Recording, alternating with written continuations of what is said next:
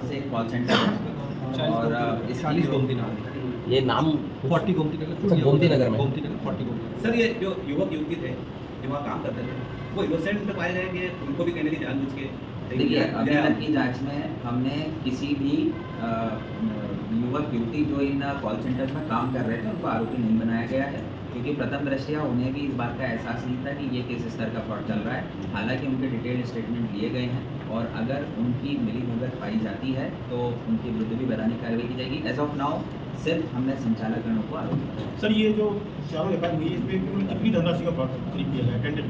देखिए अभी इनके जो अकाउंट स्टेटमेंट है वो संबंधित बैंक से हम जानकारी ले रहे हैं और अभी नहीं, हम विगत जब से ये संचालित हैं तब से लेकर आज दिन तक के इनके स्टेटमेंट लिए जाएंगे ताकि हम ये असर्टेन कर पाएँ कि इन्होंने कुल कितनी धनराशि लोगों से सर वो शुरुआत होता है रजिस्ट्रेशन से।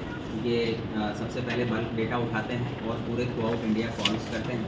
कॉल करने के पश्चात सबसे पहले ये रजिस्ट्रेशन करवाते हैं, उस रजिस्ट्रेशन की फ़ीस लेते हैं। फ़ीस लेने के उपरांत धीरे धीरे ये एक व्हाट्सएप ग्रुप अपने उन सभी लोगों का बनाते हैं। व्हाट्सएप ग्रुप में कुछ एडवाइस ये देते हैं, क्लेम करते हैं कि ये एक्सपर्ट, लेकिन बेसिकली इनके पास एक्सपर्टीज़ का कोई भी प्रमाण पत्र नहीं पाया जाता है और इनका अंततः उद्देश्य लोगों से बड़ी राशि ऐंठना ही होता है।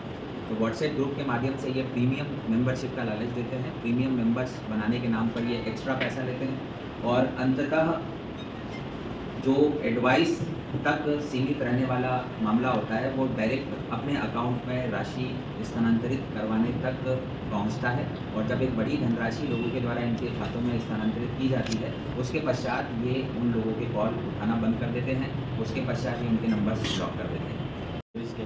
और उसमें फिर उनकी लिस्टिंग अभी हो पाई है या फिर होगी? इसमें भी जो सेबी रजिस्टर्ड है, क्योंकि ये सब 3 ही एफआईआर हुई जैसे अभी इसमें फर्जी एडवाइजर है और भी कई एडवाइजर हैं जो है शहर में काम करते हैं। देखिए जैसा मैंने बताया कि जब ये 3 मार्च को एक्शन हुआ है उसके बाद से कई सारी कंप्लेंट्स स्थानीय पुलिस को मिली है और हम उस पर काम कर रहे हैं और इसी के साथ इनका डिटेल गाइडलाइंस होती हैं और उसमें सीबी की और से भी उनके विरुद्ध कुछ एक्शंस होते हैं जो उनको दे आर एम्पावर्ड, तो उसका भी हम रिपोर्ट बना के उनको भेजेंगे। जो अन्य संस्थाएं इस प्रकार से लोगों को ठगने का काम कर रही हैं उनकी जो शिकायतें आ रही हैं उनको भी कंपाइल कर रहे हैं। आने वाले समय में हम उनके विरुद्ध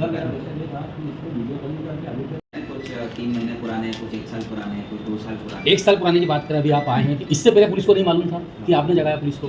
क्या पुलिस की मिली वक्त? ऐसा नहीं है। देखिए समय समय पर जो शिकायतें मिलती है उन शिकायतों पर कार्रवाई करने के लिए प्लानिंग की जाती है और प्लानिंग के तहत पूरी कार्रवाई। सर क्या ये जो युवक युवती जो कॉल सेंटर पर काम करते थे क्या उन लोगों को ट्रेनिंग भी दी जाती थी इनके द्वारा?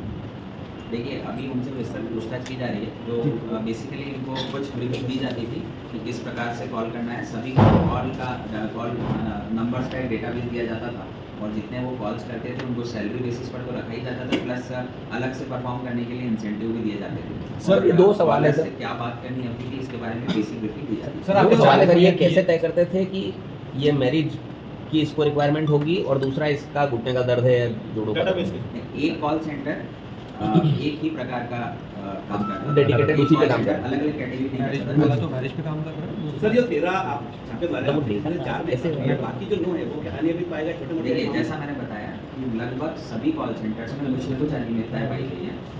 As of now 4 call centre ऐसे हैं जिनमें हमें उनकी प्रोसेस में क्रिमिनलिटी पाई गई है। जैसे एक कॉल सेंटर है जिसके यहाँ पर जो मोबाइल फ़ोन बरामद हुए हैं और उन मोबाइल फ़ोन्स की जो सिम कार्ड है वो सिम कार्ड किसी और के नाम पर रजिस्टर्ड थी और जिसके नाम पर रजिस्टर्ड थी उसको इस बात का संज्ञान नहीं था। तो ये क्रिमिनल एंगल था जिस पर एफआईआर की गई है। बाकी के जो कॉल सेंटर्स हैं उनमें क्रिमिनलिटी वाला एंगल अभी तक की जांच में नहीं पाया गया, लेकिन जो सेबी की जो कुछ गाइडलाइंस होती है जैसा मैंने बताया जिनको इन्हें फॉलो करना होता है वो गाइडलाइंस में कई सारी अनियमितताएं हुई है। उसका हमें डिटेल रिपोर्ट बनाकर चूँकि उसका संज्ञान सेबी अथॉरिटीज़ के द्वारा लिया जाता है तो उनको भी हम सर ये जो डाटाबेस इन तीनों फर्मों को मिला है तो इसकी भी जांच की जाएगी पुलिस के द्वारा कि ये डाटाबेस इन्होंने उपलब्ध कराया, किस प्रकार से उपलब्ध कराया?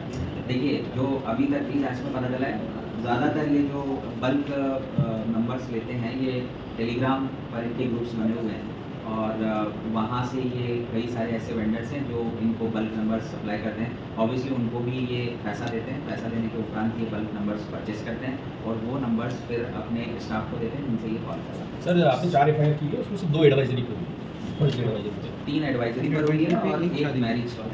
सर जैसा कि आपने कहा